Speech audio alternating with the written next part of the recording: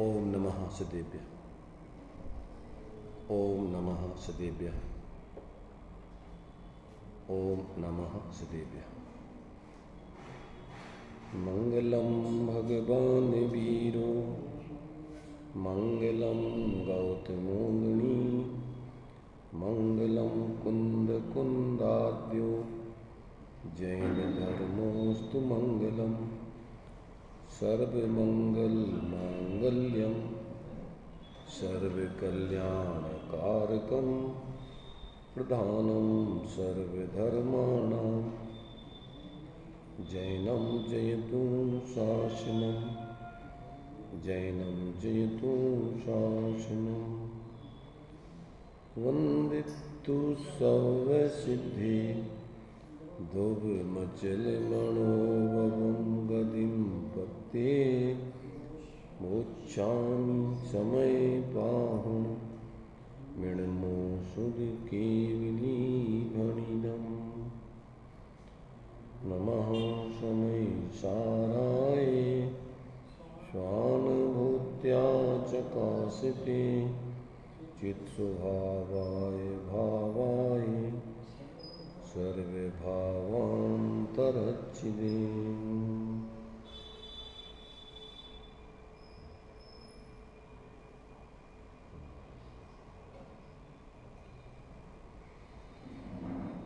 संबर अधिकार की 186 गाथा अपनी चल रही थी। इसमें शुद्धात्मा की उपलब्धि होने पर संबर होता है, ये बात यहाँ पर सिद्ध की है। अब इसको शुद्धात्मा की उपलब्धि जो शुद्ध आत्मा को जानता है, अनुभव करता है, उसको होती है, तो उसकी विधि बतलाई थी कि जो अविच्छिन्न धारावाही ज्ञान है, उस ज्ञान से अपने शुद्ध आत्मा का जो अनुभव किया जाता है,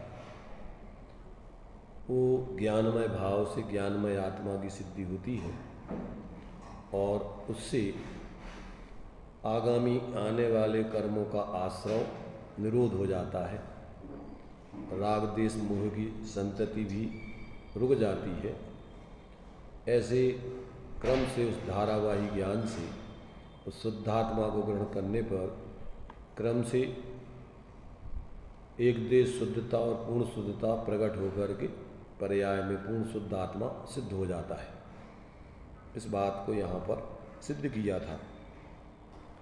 इसी बात को स्पष्ट करने के लिए आचार्य अमृत चंदेव ने एक कलश भी लिखा है 127 नंबर का, उसको भी अपन पढ़ कर के उस बात को और स्पष्ट रूप से समझेंगे। कलश है 127 नंबर का। इसके बाद आचार्य जयसेन स्वामी की तात्पर्य वृत्ति में भी इसका स्पष्टीकरण विशेष किया है, उसके माध्यम से भी अपन विचार करेंगे। तो देखिए, ये 127 नंबर का कलश पढ़ते हैं पहले। यदि कथमपि धारावाहिना बोधनेन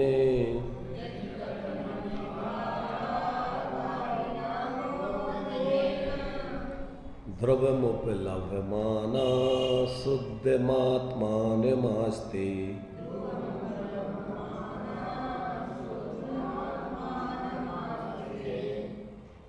अब ये जो नीचे की लाइन है, इसमें एक लाइन में सब कुछ लगा है। इसमें से किस प्रकार से संधि विच्छेद करके पढ़ना है। तद अयम उदयात आत्म, इतना पढ़ना है पहले। तद अयम उदयत आत्म, यहाँ तक, और फिर आत्मा रामम आत्मान आत्मानम आत्मा।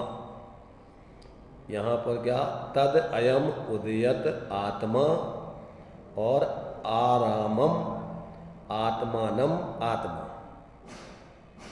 ये यहाँ पर इतना है। तद अयम उदयत आत्मा आत्मा रामम आत्मानम आत्मा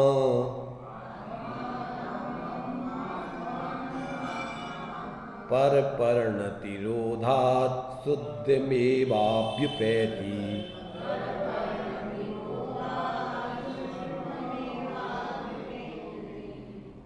इसका जो नाटक समय सार में जो अर्थ किया गया है सवैया 23 में, इसको भी पढ़ते हैं ताकि उसका भाव अपन को अपनी भाषा में समझ में आए। जो कबहु यह जीव पदारथ अवसर पाए मिथ्यात्व मिटावे, सम्यक धार प्रवाहे बहे गुण, ज्ञान उदय मुख्य उरद धावे। तो अभियंतर दर्वित भावित, कर्म कलेश प्रवेश न पावे, आत्म साधे अध्यात्म के पथ, पूरन होय पर ब्रह्म कहावे। क्या स्थिति हुई इसकी? जो कबहू यह जीव पदारथ अवसर पाए मिथ्यात्व मिटावे। जब कभी अपन बोलते अब काल लब्धि बलते दयाल, तुम दर्शन पायो भयो खुशाल, मन शांत भयो मिट सकल द्वंद, चाख्यो स्वातम रस दुख निकल। जब इसकी पर्यायगत योग्यता पकती है तभी जाकर के इसको अपने स्वरूप का बोध होकर के मिथ्यात्व का नाश होता है। और जब तक इसकी पर्यायगत योग्यता पकने का अवसर नहीं आता है तब तक लाखों करोड़ों उपाय करने पर भी इसका मिथ्यात्व दूर नहीं होता है। इसलिए इसमें दिया कि जब कभी यह जीव पदार्थ मौका पाकर अर्थात पर्यायगत योग्यता के पकने पर, काल लब्धि इसको बोलते पर, काल लब्धि आ जाने पर मिथ्यात्व नष्ट करता है और सम्यक रूप जल की धारा में बहकर ज्ञान गुण के प्रकाश में ऊपर को चलता है, तब उसके अंतरंग में द्रव्य कर्म और भाव कर्म का दुख क्या होता है? कुछ भी असर नहीं करता। यानी उसके जो द्रव्य कर्म भाव कर्म के उदय से जीव को दुख होता है, आकुलता होती है, उसका अभाव होता है। वह आत्मशुद्धि के साधन आत्मानुभव के मार्ग में लगकर परिपूर्ण अवस्था को प्राप्त होता है। उसी परिपूर्ण अवस्था का नाम परमात्मा अवस्था है। ऐसा इसका सारांश दिया है। भावार्थ में दिया इन्होंने, अनंत संसार में संसरण करता हुआ जीव कभी काल लब्धि, दर्शन मोहिनी का अनुदय और गुरु उपदेश आदि का अवसर पाकर तत्व श्रद्धान करता है, तब द्रव्य कर्म व भाव कर्म की शक्ति शिथिल हो जाती है और अनुभव के अभ्यास से उन्नति करते करते कर्म बंधन से मुक्त होकर ऊर्ध्वगमन स्वभाव से ऊर्ध्वगमन करता है, अर्थात सिद्ध गति को प्राप्त कर लेता है, अपनी मोहरहित दशा को प्राप्त करता है। ऐसा इस कलश का भाव है। इसमें जो श्लोक अर्थ दिया है उसमें यदि किसी भी प्रकार से धारावाही ज्ञान से शुद्ध आत्मा को निश्चलतया अनुभव किया करे तो यह आत्मा जिसका आत्मानंद प्रकट होता जाता है, अर्थात जिसकी आत्मस्थिरता बढ़ती जाती है, ऐसे आत्मा को पर परिणति के निरोध से शुद्ध ही प्राप्त करता है। देखो, इसके लिए अपन को भेद विज्ञान से आत्मा की उपलब्धि होती है और आत्मा की उपलब्धि से संवर होता है और संवर से आश्रमों का निरोध होता है और आश्रमों का निरोध होने से जीव शुद्ध होता है। द्रव्य कर्म भाव कर्म यानी राग द्वेष मोह भाव कर्म और द्रव्य कर्म माने दर्शन मोहिनी चारित्र मोहिनी आदि कर्मों का अभाव। तो जब ऐसी स्थिति बनती है तो इसकी परिणति में जो अनादिकाल से जो ज्ञान अभी अपने उस ज्ञान स्वरूप आत्मा को भूलकर शरीर आदि राग आदि में एकत्र बुद्धि करके निरंतर मोह राग देश आदि करके पर्याय में निरंतर आकुलता कर रहा था, अब वो जीव क्या है, अपने ऐसे ज्ञान स्वरूप आत्मा का अनुभव करके उधर जब स्वरूप में उपयोग को एकाग्र करता है तो राग द्वेष मोह में अपना उपयोग नहीं जोड़ता, तो इधर राग द्वेष मोह का अभाव होता है। उधर द्रव्य कर्मों का, राग द्वेष मोह से द्रव्य कर्म आते हैं, बनते हैं, वो नहीं आते, और जब वो आते बनते नहीं हैं तो क्रमशः भाव कर्म और द्रव्य कर्मों का अभाव होकर ये जीव शुद्ध दशा को प्राप्त करके सुखी हो जाता है। तो अब ये भेद विज्ञान से यहाँ से इसका मोक्ष मार्ग चालू होता है।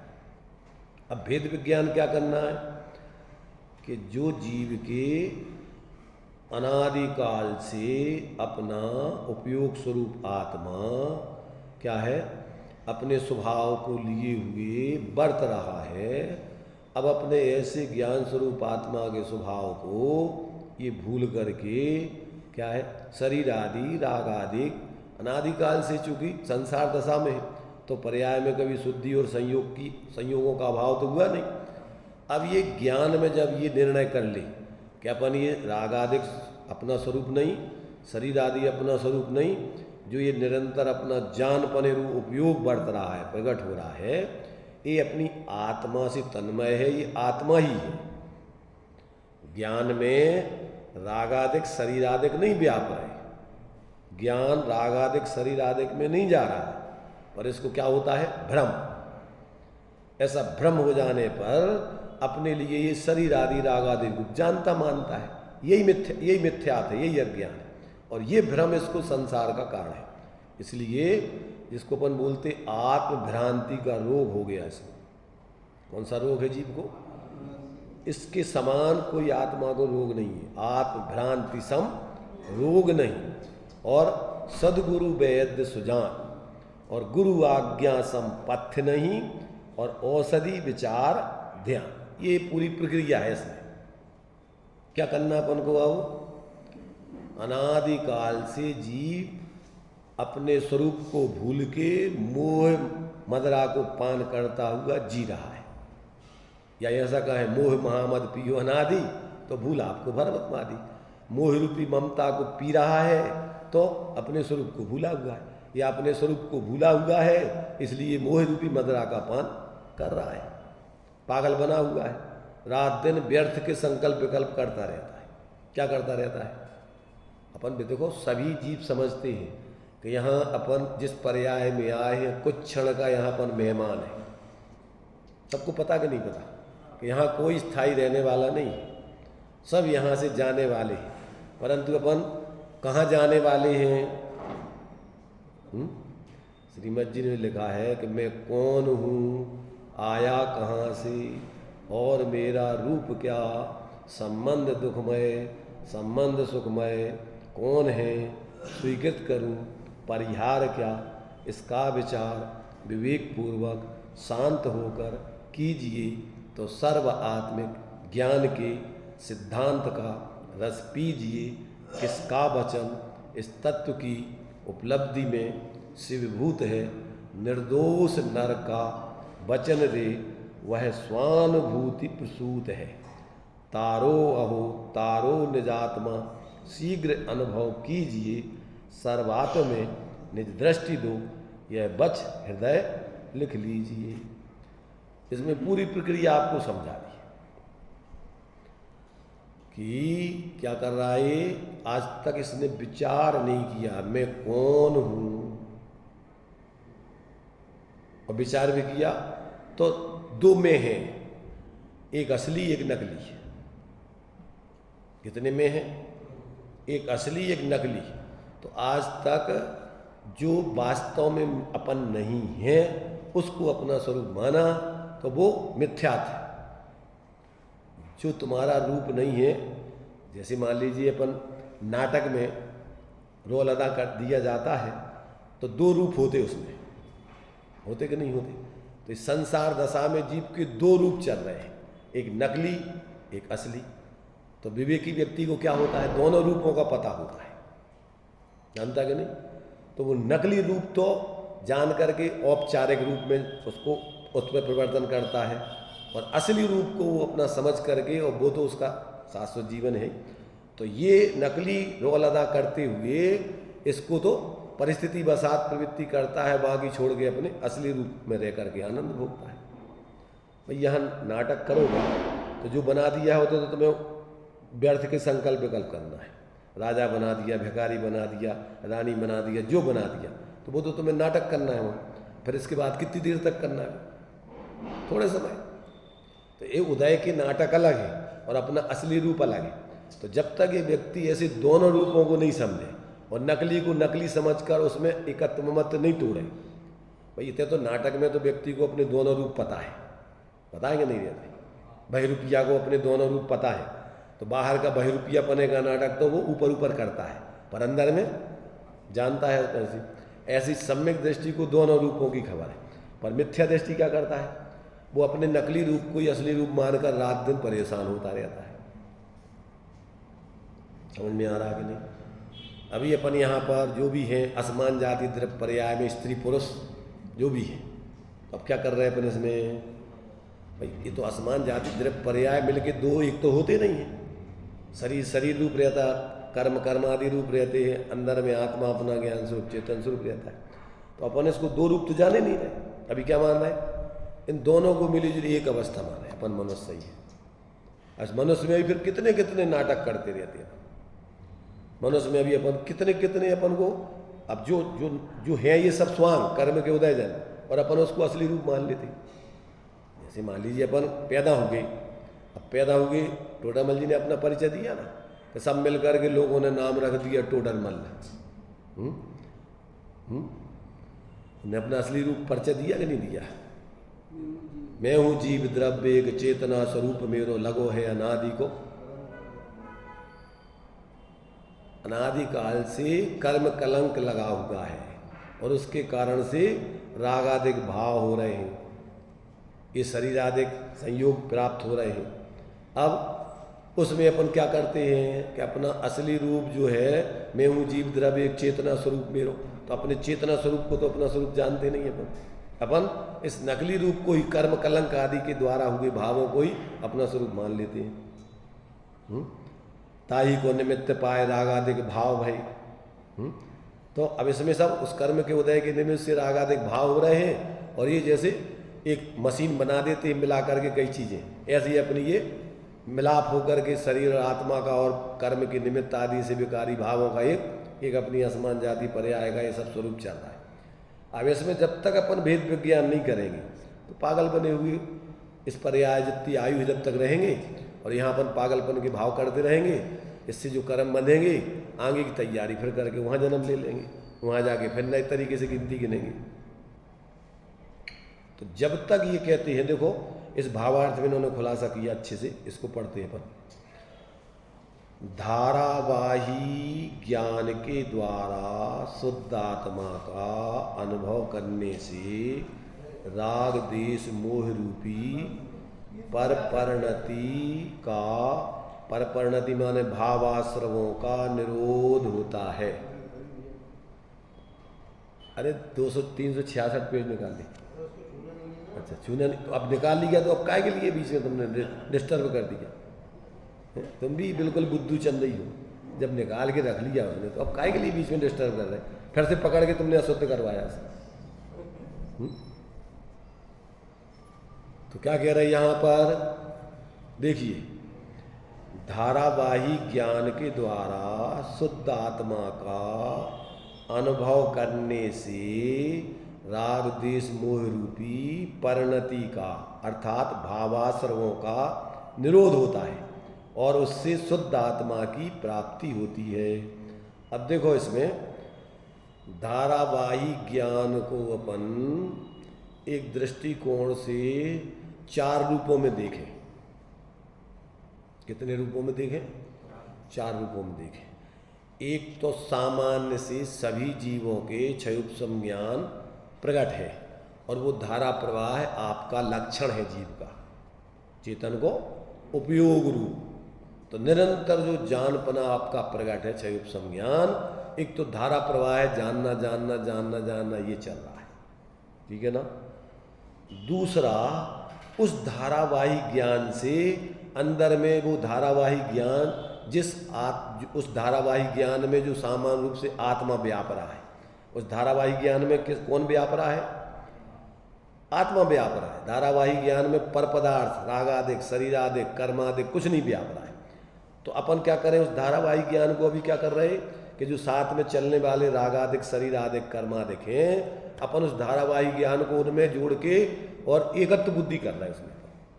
जैसे ये रागादिक ही में हूँ, शरीरादिक ही में हूँ, इस संयोगादिक ही में हूँ, अभी उसमें अपन ऐसा भ्रम पैदा कर रहे हैं। तो अब क्या करना उसमें कि रागादिक, शरीरादिक, संयोगादिक ये मैं नहीं हूँ। हाँ, गे ज्ञाक संकर दोष और भाव भावक संकर दोष दोनों होगा इसमें। रागादिक को अपना स्वरूप मानना, भाव भावक संकर दोष, शरीरादिक को, संयोगों को अपना स्वरूप मानना, गे ज्ञाक संकर दोष, ये सब दोनों में सब आ जाता है। पूरा टोटल जो कुछ भी संसार है वो सब गे ज्ञाक भाव भावक में गर्भित हो जाता है। तो अब ये अपन को उसमें भेद विज्ञान करना है कि जो ज्ञान जानने वाला ज्ञान है वो जानन स्वरूप आत्मा का, ये रागादिक, शरीरादिक, संयोगादिक का नहीं। ये तो स्वपर प्रकाशी जानने का स्वरूप है उसका, कि वो ज्ञान रूप रह करके सबको जानता है, पर वो किसी रूप नहीं होता, न शरीरादिक रूप होता, न रागादिक, न संयोगादिक रूप। तो अब उसमें क्या करना कि वो ज्ञानी रूप रहता है। ज्ञान माने उसमें सामान्य रूप से आत्मा व्याप्ता है। क्या उसमें कौन रहता है? इसलिए विशेष का करो तिरुभाव, ये अपन संगी पंचेंद्रिय जीव कर सकता है।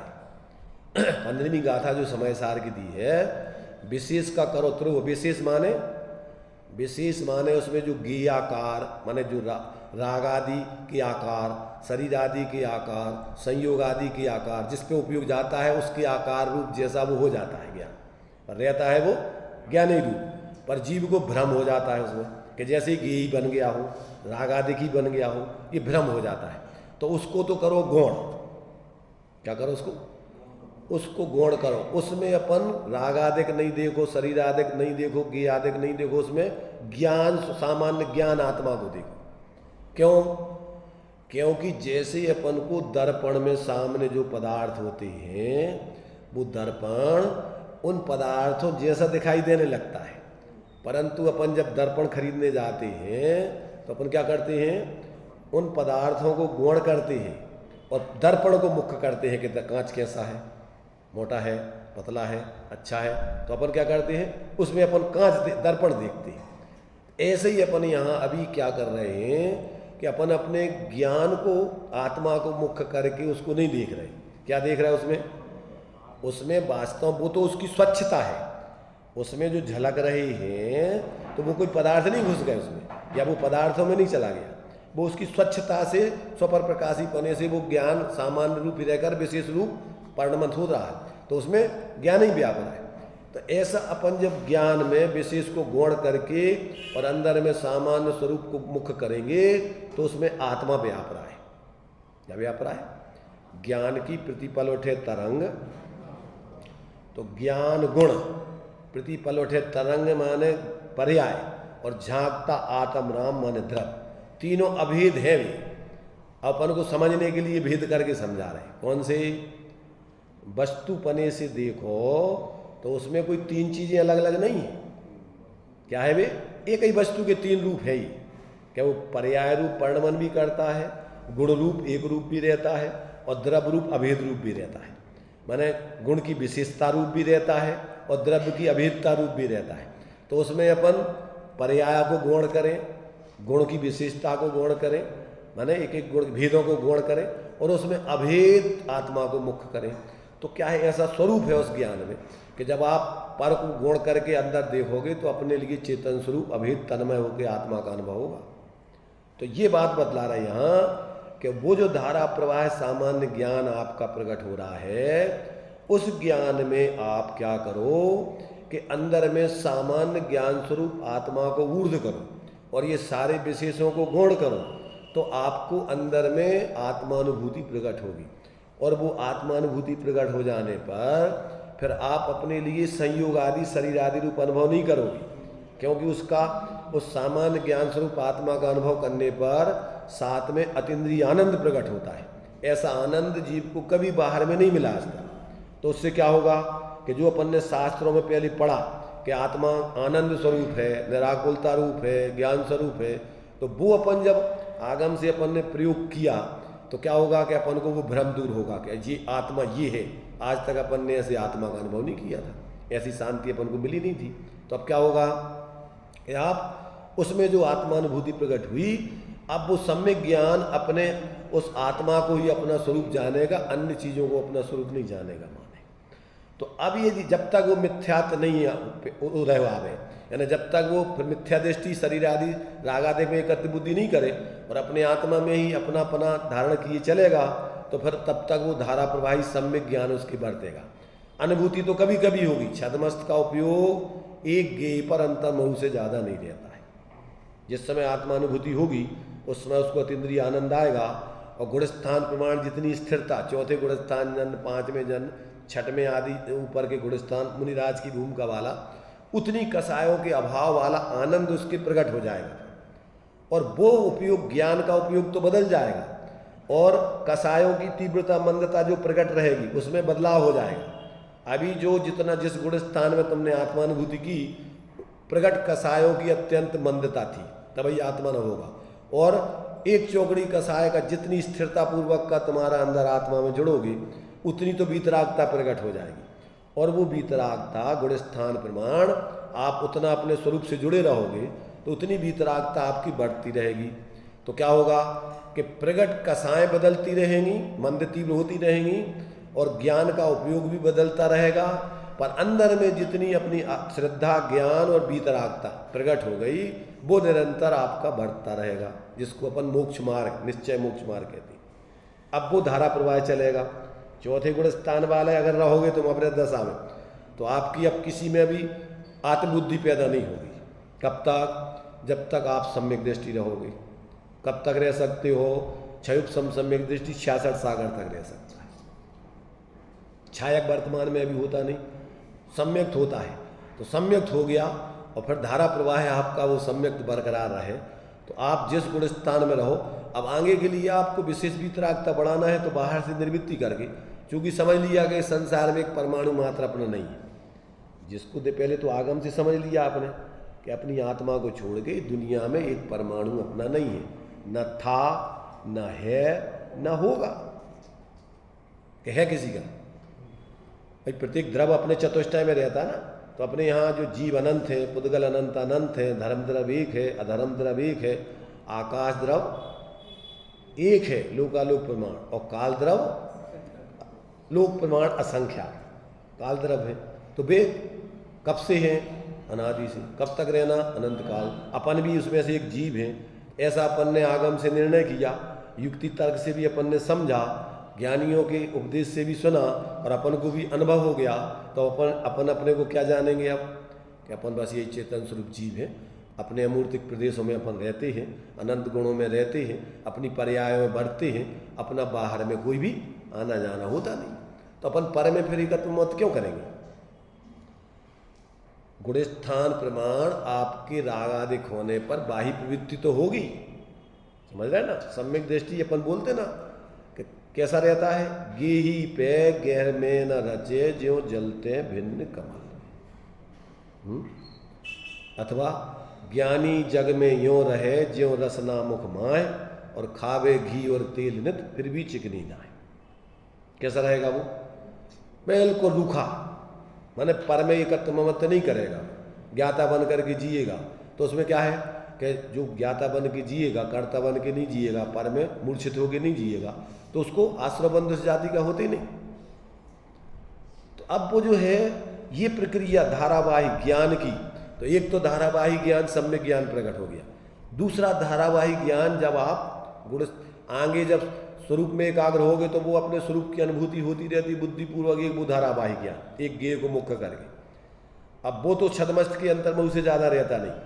अब दूसरा धारावाहिक ज्ञान जब श्रेणी चढ़ करके जी अपने स्वरूप में एकाग्र होके बाह्य में मुनि अवस्था होगी और अंतरंग में छपक श्रेणी आपने माड़ी और अंदर में अपने एकत्व व्यक्त आत्मा में उपयोग को एकाग्र किया।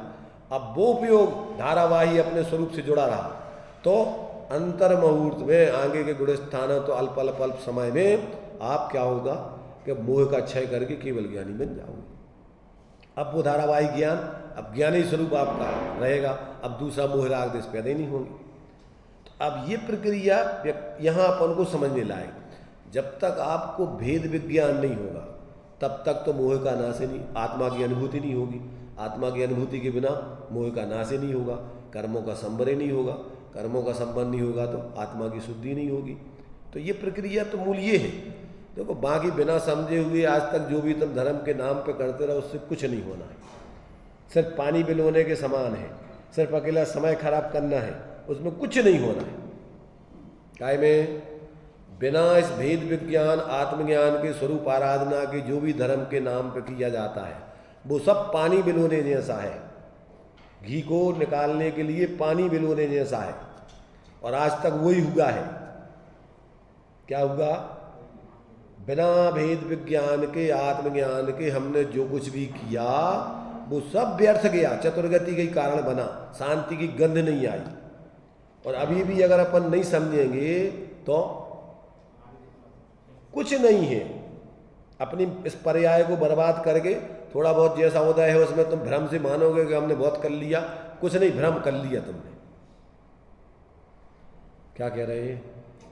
अभी तक अपन को बाहर में जो कुछ भी संयोग धूल मिट्टी अपन मान रहे हैं कि अपन ने जो कर लो वो कर लो, सब भ्रम और मिथ्यात कर लो। पुण्य के उदय में व्यक्ति को ज़्यादा मिथ्यात हो जाता है, मिथ्या दृष्टि को उसमें ज़्यादा दम हो जाता है। पाप के उदय में तो व्यक्ति फिर भी सोचता रहता है धर्म आदि के बारे में। अन्य भी थोड़े मंद कसाई जीव इसमें बोलते हैं। क्या बोलते हैं?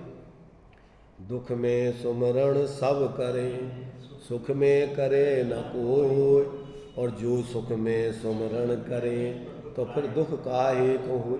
जो सुख में अगर तत्व का निर्णय कर ले पुण्य के उदय में वो बहुत बिरले होते। ज़्यादातर तो अपन तो बढ़िया है, कौन को धर्म तो जिनको पाप का उदय हो परेशान हो वो करें, अपन तो वैसे ही आनंद में, अपनों का करने धर्म करने। पुण्य के उदय में व्यक्ति को ज़्यादा भ्रम होता है, थोड़ा बाहर में अनुकूलता बन गई, लोग मानने लग गए तो लगा अब ठीक है, ऐसा आराम चल रहा, उसमें और ज़्यादा भूला जाता है। पाप के उदय में तो व्यक्ति थोड़ा सोचता है कि भैया हम परेशान हैं, कछु सुख का उपाय का है, तो थोड़ा बहुत धर्म की तरफ बढ़ता भी है, सोचता भी है। पर पुण्य के उदय, हाँ, जो जीव देखो सम्यक दृष्टि जीवों को जो पुण्य के साथ ही से पुण्य का उदय आता है उसमें भ्रम में नहीं पड़ते, उस पुण्य के उदय में फूलते नहीं हैं, उसमें भ्रमित नहीं होते। उसका तो वो सदुपयोग करके आत्मकल्याण के मार्ग में लग करके अपनी आत्माराधना करते। मिथ्या दृष्टि की ये दशा है। तो ये जब तक अपन को अंदर में अपने ज्ञान लक्षण से लक्षित आत्मा की ज्ञान में अनुभूति प्रतीति नहीं होती तब तक भ्रम दूर नहीं होता है। उसका मिथ्या विपरीत अभिप्राय टूटता नहीं है, कितना ही समझाए कोई, जब तक वो खुद नहीं समझेगा तब तक उसकी समझ में आने वाला नहीं है ईमानदारी से। तो देखो इस भावार्थ में इन्होंने बहुत अच्छा लिखा है, खुलासा किया है। धारावाही ज्ञान का अर्थ प्रवाह रूप ज्ञान, अखंड रहने वाला ज्ञान, वह दो प्रकार से कहा जाता है। एक तो जिसमें बीच में मिथ्या ज्ञान न आए ऐसा सम्यक ज्ञान धारावाही ज्ञान है।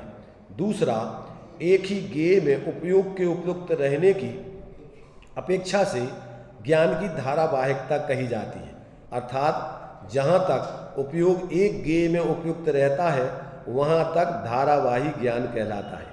इसकी स्थिति छद्मस्त के अंतर्मुखी है, तत्पश्चात वह खंडित होती है। इन दो अर्थों में से जहाँ जैसी विवक्षा हो वहाँ वैसा अर्थ समझना चाहिए। अब खुलासा, अविरत सम्यक दृष्टि इत्यादि नीचे के गुणस्थान वाले जीवों के मुख्यतया पहली अपेक्षा लागू होती है। कौन सी पहली? सम्यक ज्ञान वाला धारावाही ज्ञान, और अंतर मुहूर्त के लिए कभी निर्विकल्प आत्मा की अनुभूति। तो ये पहली विवक्षा उन पर लागू होती है। अब कहते हैं लागू होती है, और श्रेणी चढ़ने वाले जीव के मुख्यतया दूसरी अपेक्षा लागू होती है, क्योंकि उसका उपयोग शुद्ध आत्मा में ही उपयुक्त है। अब वो बदलता नहीं है, केवल ज्ञान को प्राप्त कर लेता है। अब ये स्थिति है समझने लायक कि जब तक जीव को अपने ज्ञान में अपने ज्ञान स्वरूप आत्मा की जो धारावाही ज्ञान प्रकट हो रहा है उसमें आत्मा व्याप रहा है, वो आत्मा का है, आत्मा ही है, ऐसा ज्ञान में अभेद होकर के अनुभूति नहीं करेगा, और जब तक वो ज्ञान में रागादिक शरीर आदिक को देखता रहेगा, मानता रहेगा, तब तक वो मिथ्या ज्ञान भ्रम रूप ज्ञान है। चल ही रहा है सामान्य से, तो आबाल गोपाल सबको जानने में जानने वाला आत्मा ही आ रहा है। अनुभूति करके धारावाहिक जो सम्यक ज्ञान है वो नहीं चलता। सामान्य ज्ञान तो धारावाहिक सबके ज्ञान ही चल रहा है। आत्मा सभी ज्ञान स्वरूप ही है, ज्ञान के अलावा अनुरूप होते ही नहीं है। अनुरूप जानना मानना इसका नाम ही भ्रम है, मिथ्यात है। आत्मा ज्ञान स्वरूप था, ज्ञान स्वरूप है, ज्ञान स्वरूप ही रहेगा, परंतु ऐसा जिसको अंदर में ज्ञान में स्वीकार हो जाता है अनुभव करके, उसका मिथ्यात्व नष्ट हो जाता है। और जो ऐसा होने पर भी अपने को शरीर आदि राग आदि रूप अनुभव करते हैं, वे मिथ्या दृष्टि अज्ञानी बने रहते हैं। तो आत्मा तो ज्ञान स्वरूप ही है। आत्मा ज्ञानम स्वयं ज्ञानम ज्ञानात अन्यत करोति किम परभावस्य कर्ता आत्मा मोहोयम व्यवहारिना। यही मोह है और यही संसार है कि हो तो तुम ज्ञान स्वरूप और अपने को मान रहे शरीर आदि राग आदि, इसी का नाम मिथ्यात है, अज्ञान है, यही संसार है। और संसार कितना है?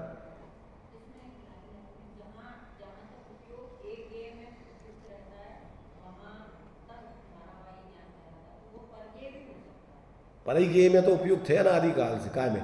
देखो छदमस्त का अंतर्महू से ज़्यादा तो उपयोग किसी गेय में स्थिर रहता नहीं। और जब तक वो अपने को छोड़ करके पर में एक को गेय बनाकर उसमें भ्रम पूर्वक गेय रूप अपने को अनुभव कर रहा है, तो वो भी मिथ्या दृष्टि का आर्थ ध्यान। देखो ध्यान होता एकाग्रता से, एकाग्र चिंता निरोधो ध्यानम। अब ध्यान के 4 भेद हैं, आर्थ ध्यान, रौद्र ध्यान, धर्म ध्यान, शुक्ल ध्यान। अब पर में एकत्व बुद्धि करके जो तुम्हारा ध्यान चल रहा है उसका नाम है आर्तरौद्र ध्यान। और जो अपनी आत्मा में एकाग्र करके और जो एकाग्रता बनाई जाती है उसका नाम धर्म ध्यान, शुक्ल ध्यान है। 2 ध्यान परे मोक्ष हेतु। ध्यान उपयोग की एकाग्रता का नाम धारावाहिक ज्ञान है। अब वो किधर लग रहा है अब ये तुम जानो। उसका काम तो लगने का है। छदमस्त का एक समय में माने एक गेय को एक बार में ही जानता है। अब जितने समय तक एकाग्र होता है उतना वो धारावाहिक ज्ञान है। अब पर में एकाग्र हो रहा है तो वही आर्तरोध ध्यान मिथ्या दृष्टि का ज्ञान है, और वही अपने स्वरूप में होने लगा वही सम्यक ज्ञान है। और फिर वो सम्यक ज्ञान उपयोग रूप में धारावाहिक बदल भी जाए, पर गेय आवे, रागादिक भी अपने अस्थिरता जन रहे, परंतु अंदर में लब्धि में भेद विज्ञान बढ़ता रहे, तो वो सम्यक ज्ञान धारावाहिक आपके चल रहा है, उपयोगात्मक नहीं चल रहा है। फिर भी अभी धारावाहिक सम्यक ज्ञान तो चल रहा है। क्या नहीं, अब वो तो लब्धि रूप में चलता है। हाँ, वो अबुद्धि और बुद्धि तो आती है कसाय आदि के बारे में। ज्ञान तो बुद्धि पूर्वक उपयोग होता है और बाकी लब्धि रूप चलता है, लब्धि उपयोग भाव इंद्रिय। तो वो तो या तो लब्धि रूप में रहेगा या उपयोग में। तो लब्धि रूप में जो आपको अभी अनुभूति हुई, अब आप क्या होगा, जब तक मिथ्या रूप में प्रवृत्ति नहीं करोगे तो आपके सम्यक ज्ञान है। और सम्यक ज्ञान में क्या होगा कि आपकी प्रवृत्ति तो अभी छदमस्त की बदलती रहेगी, घर गृहस्थी में भी रहेगा, परंतु किसी चीज को भी अपना नहीं जानेगा, अपने चेतन स्वरूप आत्मा को छोड़ के, एक परमाणु मात्र को भी अपनी। जैसे अभी वर्तमान में अपन ने जिसमें अपनापन कर लिया है, अपन अपना उपयोग कोई इसमें थोड़ी लगा रहता है, पर लब्धि में अपन ने क्या बैठा रखा है कि हम स्त्री हैं, स्त्री में अभी अपन शादी हो गई तो पत्नी है, अब उसकी निकल जाएगी क्या? उपयोग रूप में कभी पत्नी की प्रवृत्ति करे और कभी नहीं भी करे, बाहर की प्रवृत्ति अपनी मान लीजिए माता की कर रहा है, जो भी कर रही, जिस रूप में मिथ्यात के तो असंख्यात लोग प्रमाण भेद है। उसके बच्चे हो गए तो माता का भी अपनापन है, उसमें पत्नी का भी अपनापन है, उसमें कितने प्रकार के अपनेपन है, पर आत्मा में अपनापन नहीं है सर। तो मिथ्यात के तो असंख्यात भेद है, अब वो किस किस में अपनापन नहीं करती, पर अपनी आत्मा को छोड़ के बाकी सब पर में करती है, रागादिक में करती है, वही मिथ्यात है। और सम्यक तो एक ही प्रकार का है कि पर द्रव्यंत भिन्न आप में रुचि सम्यक बल। ऐसी अंदर में अनुभूति पूर्वक जो प्रतीति हो जाती है, तो सम्यक दृष्टि का उपयोग बाहर भी रहे,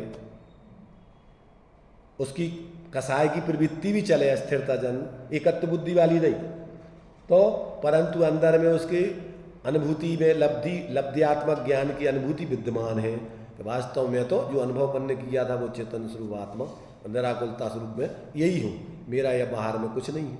तो बाहर में जो करता है वो एकत्व बुद्धिपूर्वक नहीं करता है, और वो उस जाति का लगाव नहीं होता उसको। जैसे मान लीजिए जिसकी खुद की पूंजी नहीं, जो दृष्टांत दिया टोडरमल जी ने, कि नौकरी तो कर रहा है वो, पर नौकरी कितने रस से कर रहा है, मजबूरी है, उसमें कोई रस नहीं, कोई जैसा अपना घर के कामों में रस होता वैसा तो है ही नहीं। तो जैसे ही उसकी पूंजी आ जाएगी तत्काल एक क्षण में छोड़ करके वो उसको जो अपने में आ जाएगा। ऐसे ही सम्यक दृष्टि की बाहर में अस्थिरता जन जब तक पूर्ण वितराग दशा नहीं हुई तब तक बाह्य प्रवृत्ति तो होती है, पर साथ साथ अंदर में अपने स्वरूप की श्रद्धा ज्ञान और लीनता की प्रवृत्ति भी चल रही है। अब वो परिणति चारित्र में तो दोनों चीजें मिश्र धारा चल रही है। सम्यक्त में एक ही धारा चल रही है, मिथ्यात्व की धारा नहीं चलती। सम्यक्त में तो या तो मिथ्या हो या सम्यक हो। मिश्र धारा है वो तो अपवाद रूप में है, तीसरा गुण स्थान तो थोड़े समय के लिए, उसकी छोड़ दो। तो दो धारा है उसमें, तो या तो अपने में अपने प्रतीति चलेगी या पर में अपनापन चलेगा। और ज्ञान में लब्धि उपयोगात्मक अनेकांत चलेगा, अपनी आत्मा को छोड़ के किसी को भी परमाणु मात्र को अपना नहीं जानेगा। और चारित्र में उसकी मिश्र धारा चलेगी, जितनी स्वरूप की स्थिरता चलेगी उतना तो निराकुलता आनंद बरतेगा, उतना आश्रव बंध हो गई नहीं कभी उसकी, संबर चलेगा।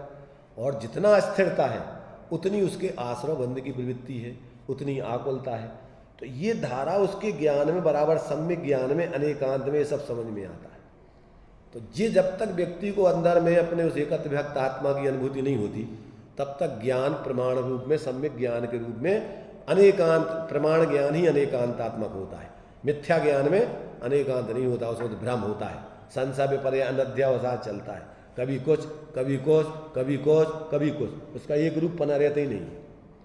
तो ये यहाँ पर अपन को माने कैसे जीव सम्यक दृष्टि बने, कैसे धारावाही सम्यक ज्ञान जीवन में उसके बढ़ता है, और कैसे श्रेणी चढ़ करके धारावाही ज्ञान को प्रकट करके कैसे केवल ज्ञान पाता है, वो सब बातें अपन को इसमें दर्शाई। इस एक छंद में सारा जनागम का संक्षेप में सार गर्भित है। अगर इसको अपन समझ लें और जीवन में अपन देखें। अब पहले तो देखो जिसको सम्यक नहीं हुआ, पहले तो वो आगम से, युक्ति तर्क से, उपदेश आदि से बुद्धिपूर्वक इन संयोगों में 6 महीने अभ्यास करने को जो कहा ना, बुद्धिपूर्वक इसमें मूर्छित ना होके अपने को जानने वाला जाने और इनका तटस्थ रह करके प्रवृत्ति करे तो मिथ्यात गलेगा।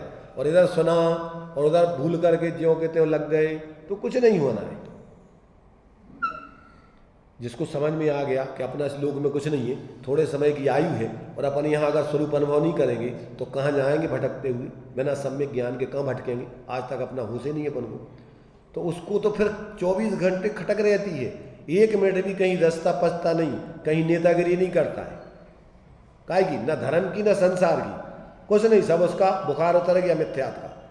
बुद्धिपूर्वक जिसने आगम समझ करके विश्वास आ गया व्यवहार में। अभी तो लोगों को विश्वास नहीं है कि ठीक है ये तो लिखी है धर्म की बातें, तो ये क्या करता है, सुनता है यहाँ और उधर जाके पूरे तन्मयता के साथ पापों में, संसार के कामों में लग जाता है। बिल्कुल मिथ्यात नहीं गलता, ज्यों का त्यों मिथ्यात का रस बनता है। और जब तक मिथ्यात गलेगा नहीं तब तक आप अंदर में अपना उपयोग विशुद्ध होगा नहीं, और विशुद्ध पूर्वक अंदर में स्वरूप की एकाग्रता बन के अनुभूति हो ही नहीं सकती। तीव्र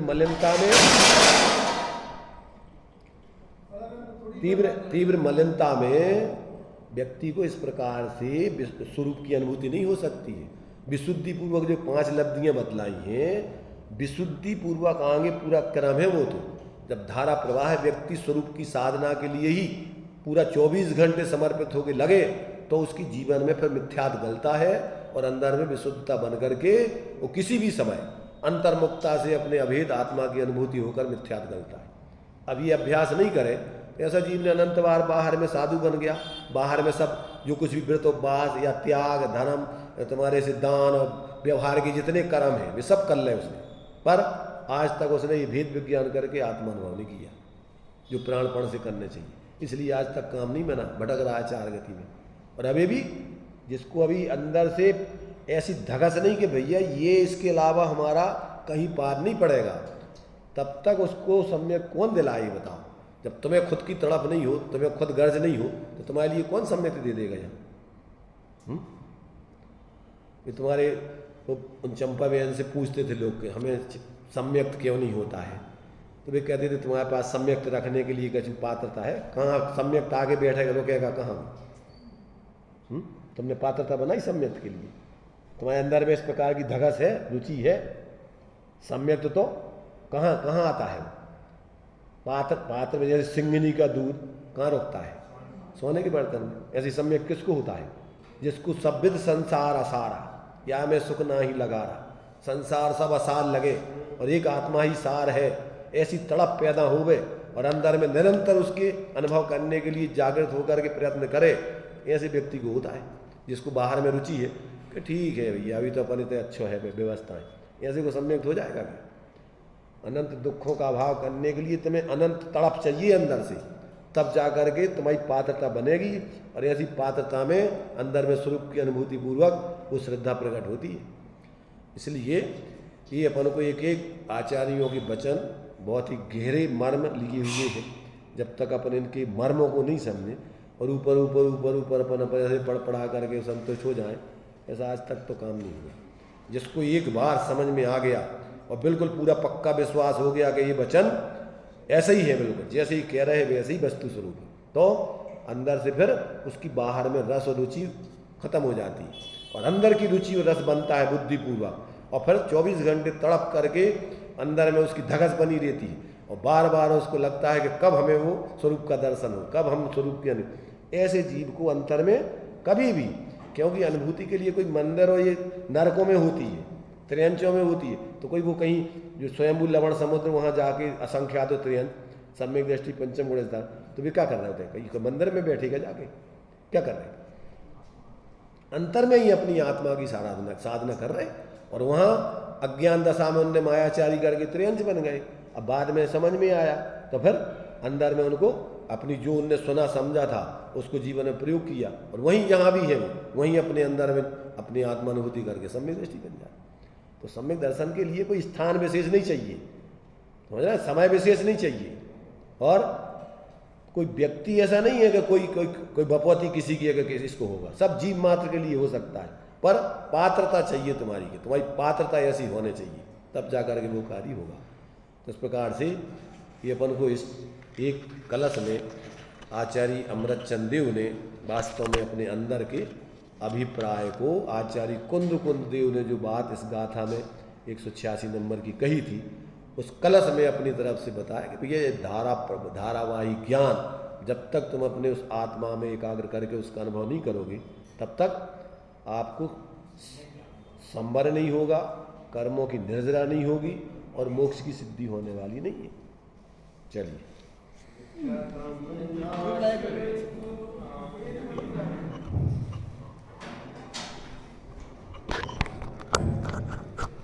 नहीं सुख किसी संयोग में, नहीं सुख किसी संयोग में, न है दुख किसी के वियोग में। यहाँ सुख की शीतल छाँव है, नहीं राग देश की धूप है। सुन आत्मा मेरी आत्मा, सुन आत्मा मेरी आत्मा। तू अनूप है चिद्रूप है, तू अनादि ज्ञान स्वरूप है। सुन आत्मा मेरी आत्मा, सुन आत्मा मेरी आत्मा। ऐसा धारावाही निरंतर ज्ञान चले तो सम्यक तो हो, मोक्ष मार्ग हो। अमूल्य तत्व विचार के बारे में अभी पंडित साहब ने बहुत सुंदर चर्चा की, उसका गहराई से विचार करें तो सम्यक और मोक्ष मार्ग की गारंटी है। जय जय।